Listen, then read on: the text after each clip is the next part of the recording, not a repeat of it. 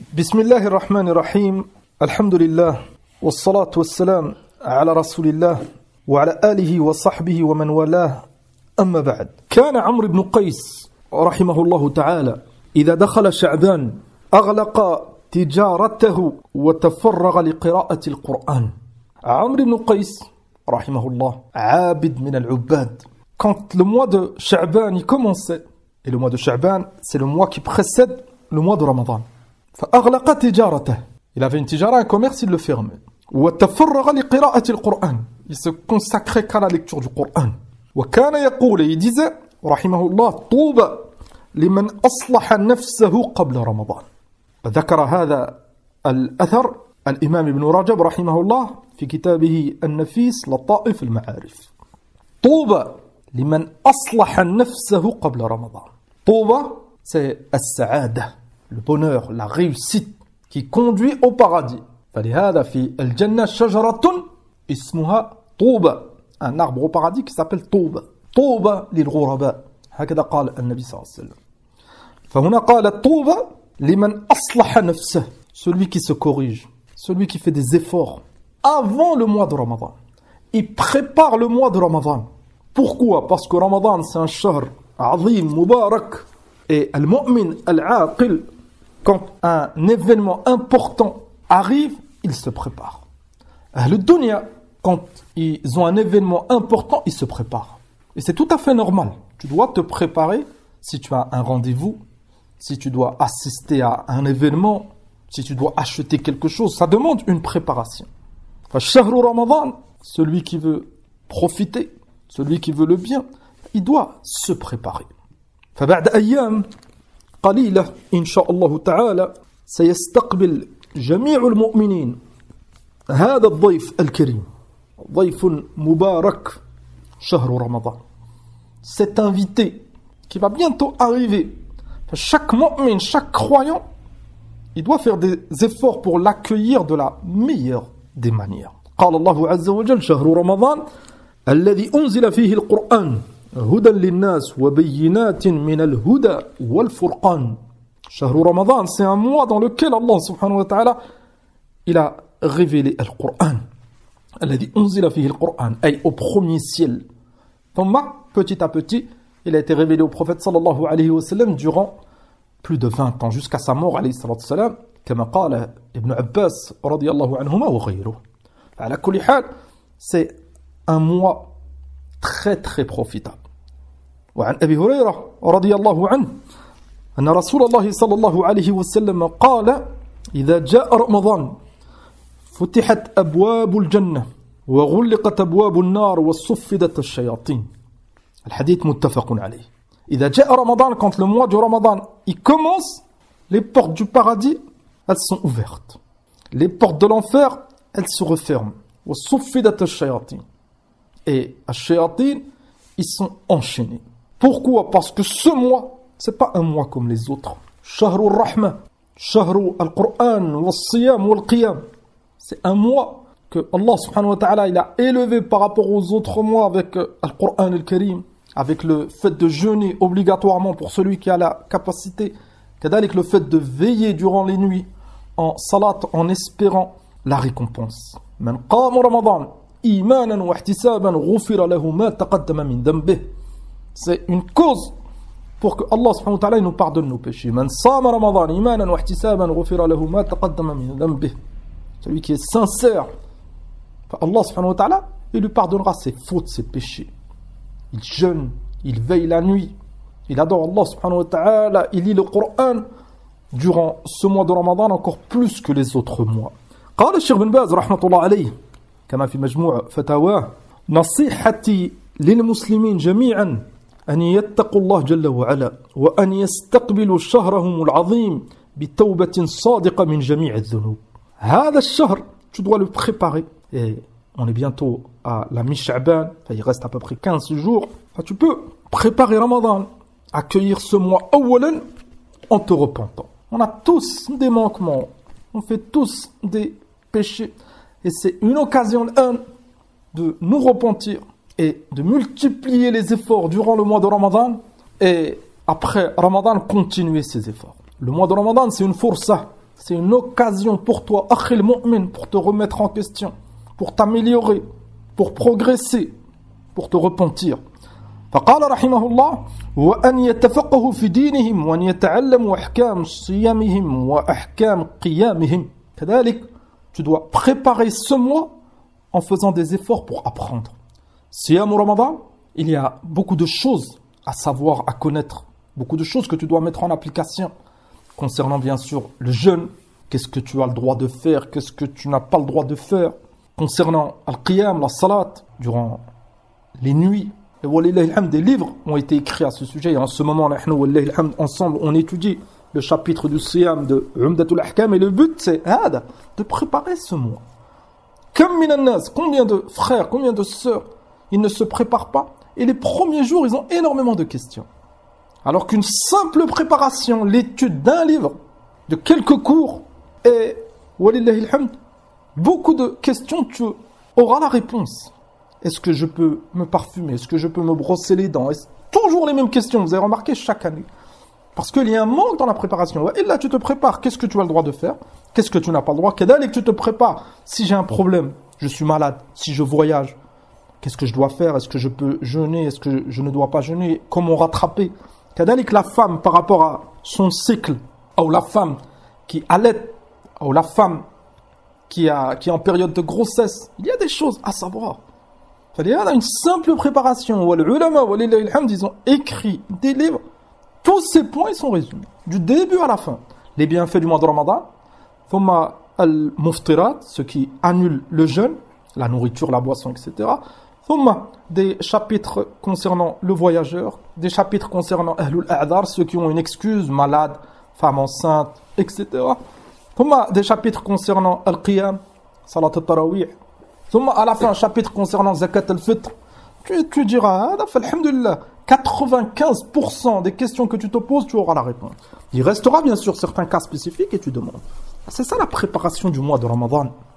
قال رحمه الله لقول النبي صلى الله عليه وسلم من يريد الله به خيرا يفقهه في الدين. Et celui qui a cette envie d'apprendre, celui qui fait des efforts pour apprendre, c'est un signe qu'Allah subhanahu wa ta'ala, il l'aime.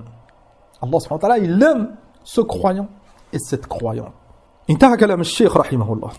فعلينا donc جميعا أن نهيئ أنفسنا وقلوبنا للجد والاجتهاد. On doit se préparer, on doit avoir cette intention de jeûner ce mois de Ramadan si Allah subhanahu wa ta'ala il nous laisse envie de faire des efforts dans la lecture du Coran.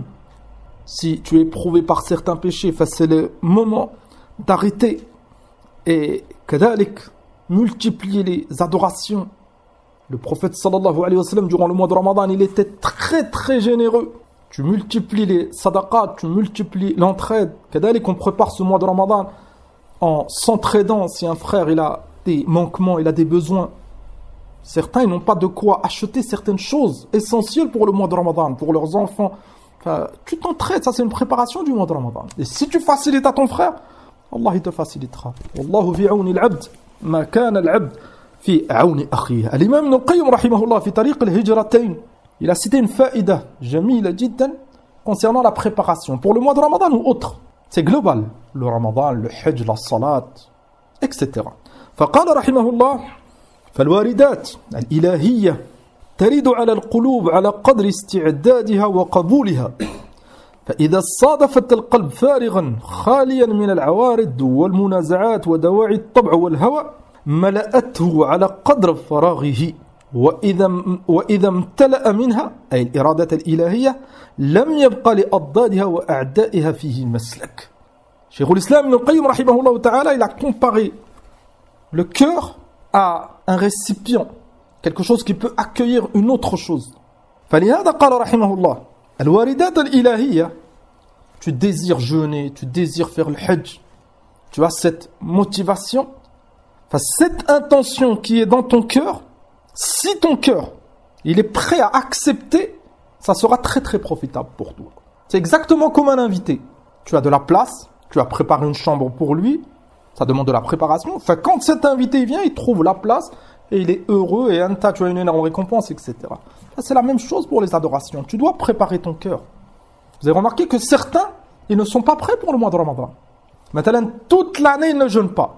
Toute l'année, ils ne lisent pas le Coran. Toute l'année, ils font certains péchés. Du jour au lendemain, quand le mois de Ramadan il arrive, Wallahi, ba'dhum, tu le vois sur leur visage. C'est une catastrophe pour eux.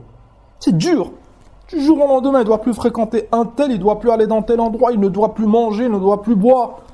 Si tu ajoutes, il doit faire salat tarawih la nuit, il doit aller au masjid, il doit... Pour certains, c'est trop, ils ne sont pas prêts. Mais celui qui se prépare. كما قال ابن القيم رحمه الله هذا القلب قال على قدر استعدادها وقبولها فإذا صادفت القلب فارغا. Si cette intention, هذه الإرادة, cette volonté de faire du bien, si elle trouve ton cœur, il est vide. Et il est vide de mauvaises intentions, bien sûr d'ostentation, et il n'est pas rempli par des préoccupations de ce bas monde. Il y en a ce qui remplit beaucoup le cœur, les cœurs, c'est les soucis et les préoccupations de ce bas monde. Vous avez remarqué que certains, durant le mois de Ramadan, ils travaillent énormément, ils ne trouvent aucune saveur, aucun goût pour le jeûne, la lecture du Coran et le Qiyam. Parce que le cœur, il est rempli. Pourquoi, à votre avis, Amr ibn Qais, rahimahullah, il a fermé son commerce? Il ne l'a pas fermé pour Ramadan, il l'a fermé à Sha'ban. Sha'ban, tout le mois déjà, c'est une préparation. Le mois de Ramadan, le premier jour quand tu commences, ils étaient prêts. La première nuit de Salat Tarawih, il est déjà concentré, il a déjà révisé le Coran 3-4 fois. Vous avez remarqué que nous, des fois, la première nuit de Tarawih, on ne la fait même pas. Parce que tu as encore des choses à régler dans ton commerce, tu as encore des choses à faire, tu dois aller encore dans tel et tel endroit. Et certains, ça dure tout le mois. Il est fait Salat Tarawih, là, il pense aux courses, il pense à telle affaire dans son commerce, tel projet. Il fait Salat Tarawih, son corps, il est présent. Son cœur, il est rempli. Et il n'y a plus de place pour cette adoration. Et le recueillement, la concentration et la saveur. Lakin, fais attention, Akhil Karim. Tout ce qu'on cite, ce n'est pas obligatoire. Tu as le droit de travailler. Tu n'es pas obligé de faire Salat Tarawih. Lakin, ces occasions, ça passe très très vite. Et un jour, tu regretteras. C'est une énorme occasion pour faire du bien. Tu as un commerce, tu travailles, tu as 11 mois dans l'année. Nous, on n'a pas le niveau de Amr ibn Qais pour fermer le mois de Sha'ban. Et ce n'est pas une sunnah. Certains compagnons ont travaillé le mois de Sha'ban. C'est un exemple, il a fait un effort et il a profité. Et celui qui veut profiter, alhamdulillah. Tout ça, c'est un exemple de cet imam. Là, tu as le droit de travailler Sha'ban, tu as le droit de travailler durant le mois de Ramadan. Lakin, ne te prive pas. Madalan, à notre niveau, pourquoi je travaillerai la nuit les 10 derniers jours? Billah alaykum. Nous, on dit aux frères, travaille durant le mois de Sha'ban si tu as besoin. Travaille durant le mois de Ramadan. Fais des efforts pour ne pas manquer de Tarawih. Et si ton travail, tu as le temps de lire, d'écouter, alhamdulillah. Lakin, akhil karim, si tu travailles, certains travaillent même les 10 dernières nuits du mois de Ramadan, alors qu'il peut ne pas travailler. On ne parle pas de celui qui n'a pas le choix, etc. Qu'Allah lui facilite. Et même durant son travail, il essaie de trouver un moment. Lakin, akhil, anta, tu as le choix, wallahi alhamd. Tu peux arrêter ces 10 dernières nuits. Certains, ils arrêtent un mois pour travailler, pour voyager, faire du façade. Pourquoi nous? Tu peux prendre des vacances les 10 dernières nuits, où tu travailles à ton compte. Et alhamdulillah, tu fermes ces 10 dernières nuits, tu ne perds rien du tout. Alhamdulillah, ces quelques euros que tu aurais pu gagner, c'est incomparable avec la récompense. Et les 10 dernières nuits, maintenant, la journée, Coran, et les 10 dernières nuits, on ne dort pas. On passe les nuits en salat, comme il faisait le prophète sallallahu alayhi wa sallam et les compagnons. Vous verrez, c'est très très profitable. Thumma le Eid, t'en profites. Thumma les 6 jours de Shawwal. Thumma, alhamdulillah, tu as toute l'année pour travailler, sans être négligent dans ton dîn. Amma, même les 10 dernières nuits, on travaille, et toute l'année, et ce genre d'occasion, mawasim azima, c'est des munasabat mubaraka, on ne donne plus de temps. Enfin, tu mourras, et 16 heures en plus que tu fais dans le travail, Yawm al-Qiyamah, Allahu A'lam, est-ce que ça sera profitable ou pas? Ça dépend de l'intention. Lakin, ça sera jamais comme les efforts durant ce mois. فلهذا قال ابن القيم رحمه الله لم يبق لأضدادها وأعدائها فيه مسلك. Celui qui s'est préparé, quand le mois de Ramadan il rentre, son cœur il est rempli de foi, de concentration, de sincérité. Il n'y a plus de place pour les wasawis, ou pour je dois aller dans tel endroit, ou il est attiré par cette chose de dunya. Il n'y a plus de place. Il a fermé les portes. Les ennemis ne peuvent plus rentrer. Mais celui qui laisse la porte ouverte, فقال رحمه الله وإذا صادفت فيه موضعا مشغولا une kalima elle n'est pas واضحة قال لم يساكن ذلك الموضع فيدخل العدو فيدخل الضد والعدو من تلك الثلمة. Mais si le cœur il n'est pas prêt, les portes elles sont ouvertes. Le cœur il n'est pas prêt à accueillir cette intention, cette motivation, ces efforts. Une porte elle sera ouverte, l'ennemi rentrera à Shaitan, des ambiguïtés, ce bas monde et l'amour de ce bas monde, et tu trouves, cette personne elle n'a plus de force. Certains ils le disent, j'ai pas la force. Vous avez déjà peut-être entendu, certains ils n'arrivent pas à faire salat tarawih. Il ne peut plus. La journée, il est occupé par dunya, après il est fatigué et il n'a plus cette force. Pour moi, certains ils se rassurent, c'est pas obligatoire. Bien sûr que c'est pas obligatoire. Lakin travailler 7 jours sur 7 et certains 2 travaillent, 3 travaillent et penser qu'à dunya, c'est pas obligatoire non plus. Pourquoi pour le din, on est toujours à dire c'est pas obligatoire et dunya aussi c'est pas obligatoire. Un travail, et alhamdulillah, tu te reposes et tu te consacres à l'ibadah et tu pourras très bien vivre. Ben, tu vivras beaucoup mieux. On fait attention. Vous avez remarqué que le mizan, la base, c'est le cœur. Si le cœur il est prêt, il est purifié, il est apte, alhamdulillah, tout le reste suivra. Falihad Ibn Qayyim rahimahullah, il a cité cette règle essentielle pour se préparer, que ce soit pour Ramadan, pour le Hajj, pour la Salat, et c'est applicable dans toutes les adorations. Et préparer son cœur. وقال معلى بن الفضل رحمة الله عليه كانوا أي السلف يدعون الله تعالى 6 أشهر أن يبلغهم رمضان ويدعونه 6 أشهر أن يتقبل منهم. السلف 6 mois avant le mois de Ramadan ils invoquaient Allah subhanahu wa ta'ala qui leur facilite d'atteindre le mois de Ramadan pour pouvoir faire des efforts. Chacun de nous se pose la question, est-ce que tu as déjà demandé à Allah subhanahu wa ta'ala avant Ramadan? Nous on ne parle pas de 6 mois, 6 jours ou 6 semaines avant, tu demandes à Allah subhanahu wa ta'ala, Ya Rab, facilite-moi si je reste en vie de pouvoir jeûner le mois de Ramadan, de ne pas tomber malade, d'être motivé, d'être sincère, et Ya Rab, facilite-moi les causes. Tu verras qu'Allah subhanahu wa ta'ala il te facilitera. Lakin pour invoquer pour une chose, il faut donner de l'importance à cette chose. Beaucoup de nos invocations, nous, c'est préserve ma santé, préserve mon commerce, parce qu'on donne de l'importance à ces choses. Lakin qalil, très très peu à notre époque, celui qui invoque pour pouvoir atteindre le mois de Ramadan. C'est ça la différence. Haoula, 6 mois avant, ils pensaient à Ramadan. Et les 6 mois après Ramadan, ils faisaient des invocations pour qu'Allah il leur accepte. Et nous, on vit à une époque, certains, le jour du Eid, ils sont libérés. Et vu que les shayatin kadalik, ils sont libérés, pour eux, c'est une occasion, directement, le jour du Eid, ils refont les péchés. Alors que celles pendant 6 mois, ils demandent à Allah subhanahu wa ta'ala qu'il leur accepte. Tu as jeûné, c'est une chose. Est-ce que ça a accepté, c'est autre chose. C'est ça la différence. Donner de l'importance aux choses auxquelles Allah subhanahu wa ta'ala il a donné de l'importance. قال الشيخ ابن عثيمين رحمة الله عليه الذي ينبغي للمسلم في استقبال رمضان أن يستقبله بصدر منشرح ونفس مطمئنة. C'est une ni'ma. C'est une ni'ma, c'est une occasion. Ce mois, Allah subhanahu wa ta'ala, il pardonne. Dans ce mois, il y a une nuit mieux que 1000 mois. إن أنزلناه في ليلة القدر وما أدراك ما ليلة القدر ليلة القدر خير من 1000 شهر. Une nuit meilleure que 1000 mois. Force عظيمة. Une nuit. 1000 mois, c'est à peu près 80, un peu plus de 83 ans. Une nuit. Ça veut dire quoi? Que si cette nuit tu fais des efforts, c'est comme si tu avais fait des efforts durant 83 ans, un peu plus. Une nuit. Vu que cette nuit, min hikmatillahi azza wa jal, et c'est ça le qawl sahih, cette nuit elle se déplace, et on sait que cette nuit elle est durant les 10 dernières nuits, et on sait que en général elle est dans les nuits impaires, encore plus la nuit du 27. Donc pour pouvoir profiter de cette énorme récompense, yaqul ahlul ilm, les savants ils disent, fait des efforts durant les 10 dernières nuits. Celui qui fait des efforts durant les 10 dernières nuits, forcément il aura fait des efforts durant la nuit du destin. Tu espéreras avoir atteint cette nuit et profiter de l'énorme récompense. Fashahrun azim. Falihada, on doit se préparer. C'est pour ça que Cheikh Qad, quand ce mois il arrive, on doit être heureux, joyeux. Tu ressens hada al-farh wa surur dans ton cœur. Contrairement à certains qui sont éprouvés par des passions, par des péchés. Maintenant, certains qui fument, certains qui ont l'habitude de sortir. Wallahi, certains pour la cigarette, quelque chose d'inutile. néfaste pour ton corps, tu gaspilles ton argent et tu désobéis à Allah subhanahu wa ta'ala. Dans une chose, il n'y a même pas de plaisir. Certains péchés, certains ils sont attirés, ils prennent un certain plaisir et ils sont tentés. Et ça reste grave, c'est un péché.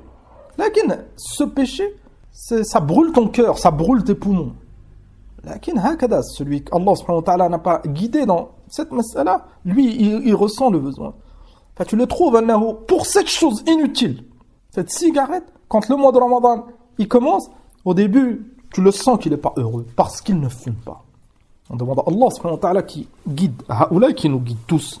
قال رحمه الله عازما على فعل الخير وترك المنكر. Tu dois avoir كذلك cette intention. Si tu as des objectifs élevés, tu avanceras. مثلا, on est au mois de Sha'ban. Si tu commences à jeûner quelques jours, et c'est sunnah, les ulama قالوا أن من الفوائد, c'est que tu te prépares pour Ramadan. Mais celui qui ne jeûne jamais et le mois de Ramadan il commence, les premiers jours, il a du mal. كذلك, tu commences à prendre un rythme plus élevé dans le Coran. Si tu commences à prendre un rythme élevé fi Sha'ban et tu montes comme ça, le mois de Ramadan quand il commencera et tu as des objectifs élevés, maintenant tu dis cette année, l'année dernière j'ai réussi à lire le Coran 2 fois, cette année je le lis une fois par semaine. Une fois par semaine pour celui qui a un bon rythme, c'est faisable, c'est largement faisable. Tu auras lu le Coran 4 fois. Ni'ma min ni'amillah. Tu peux pas 2 fois, au moins une fois. Tu te dis, cette année, je commence le Coran au début et à la fin, je le finis. Avoir des objectifs élevés. Celui qui subit les choses. Le mois de Ramadan, il commence, il n'a même pas pensé à lire le Coran. Au bout de 2, 3, 4 jours, il commence à entendre des rappels à droite, à gauche, il reçoit des messages. Ah, il faut lire le Coran. Il commence, il lit une page de temps en temps, 2 pages. Il finit le Coran, il finit le mois. S'il a fini un juz, alhamdulillah. C'est une faiblesse. On ferme la porte à Shaitan. C'est une obligation, c'est pas une obligation. Personne dit que c'est une obligation. Lakin, si tu commences à faire que les choses obligatoires, tu n'avanceras pas beaucoup. Et si tu fais que les choses obligatoires, Shaitan t'attaquera et tu auras des manquements dans les obligations. Mets la barre haute et tu verras que tu avanceras et tu préserveras tes obligations et tu feras des choses en plus. ثم قال رحمه الله وليس كما يفعل بعض الناس اليوم يستقبل رمضان بكثرة الموائد والأطعمة والسهر بالليل والنوم بالنهار. للأسف بعض الناس ce mois de Ramadan, alors que on a vu le comportement des salafs et on sait que c'est le mois du Coran, du Qiyam, c'est le mois des efforts et du sacrifice, le mois de Ramadan. C'est pour ça que tu t'abstiens la journée pour Allah et la nuit kadalik tu fais des efforts pour Allah. Pendant un mois, tu fais plus d'efforts que d'habitude. Certains, vous avez remarqué que le mois de Ramadan, c'est devenu le mois de la nourriture, la journée. Toute la journée, certains, ils se lèvent, ils commencent à préparer la nourriture. Ils préparent un mariage. Alors qu'ils sont 3 ou 4 filets.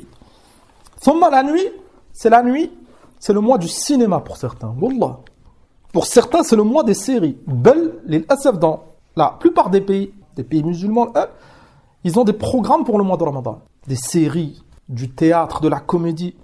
La journée, certains ils dorment. Quand ils se réveillent, ils pensent à leur ventre. Quand ils ont mangé et ils n'ont plus faim, le divertissement. Tout le mois, c'est comme ça.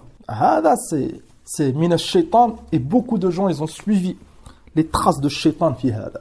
C'est devenu pour certains le mois de shahawat wal maladhat. Le mois pour prendre soin de son ventre. Alors que toute l'année, tu manges. Et un repas de Ramadan, ça doit rester modeste. Et tu as le droit de te faire plaisir tant que c'est dans al-halal. Là, que cette femme, elle commence du Dhuhr jusqu'au Maghrib. Et elle prépare tous les jours. Il y a un mariage ou autre.